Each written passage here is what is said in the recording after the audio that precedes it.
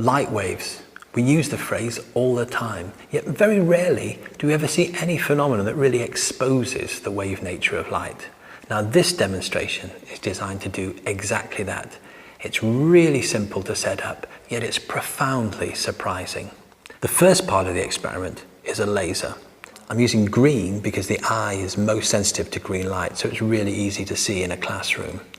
I'm using a laser pointer to make sure that it's eye safe. And I've arranged it so that if I twist it in the clamp, I can get the laser to come on and hold itself on.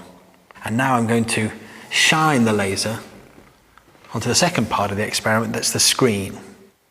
You can see the path of the laser beam by just using a piece of paper. You can track the laser beam back towards the laser pointer by just moving it backwards and forwards. Or slightly more dramatically, you can just use a mister to spray some mist in the way and give it that James Bond effect. Now the third part of the experiment is simply a thin piece of wire. Now this wire is about 100 microns in diameter. If I slide my finger up the wire, you should be able to see it quite clearly. Now the experiment consists of sliding the wire into the path of the laser beam. We then look on the screen to see what's happening.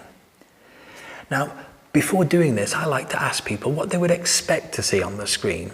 And normally, perfectly reasonably, they tell me they'd expect the spot to be obscured by the shadow of the wire. So if this is the spot, they'd expect the wire to move in front of it, something like that. So that on the screen, we'd see a dark line down the center of the spot. But in fact, that's not what we see. Let's take a look at what actually happens. So I'm going to slide the wire across, and you need to be quite careful to get it. There we go. You should just be able to see here where the laser is shining over the wire. And on the screen, oh wow. If you look at the spot, you should be able to see that there's no dark line down it at all. It's still perfectly bright. But on either side of it, you can see bright and dark bands extending out many times the diameter of the wire or the laser beam. So the question is, how do you relate this pattern to the wave nature of light? Well, light waves travel from the laser over to the wire, and they diffract around each side of the wire.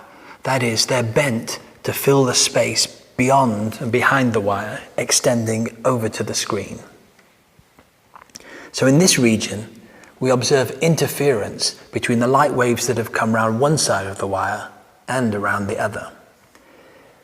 Where the waves are in phase, that is, where the crest of one wave matches the crest of a wave that's come around the other side of the wire, we observe constructive interference. And that's what leads to these bright regions on the screen. And it's what explains the absence of a shadow in the center. In this region, we've got constructive interference from light which has traveled around each side of the wire, because this point is exactly equidistant from either side of the wire.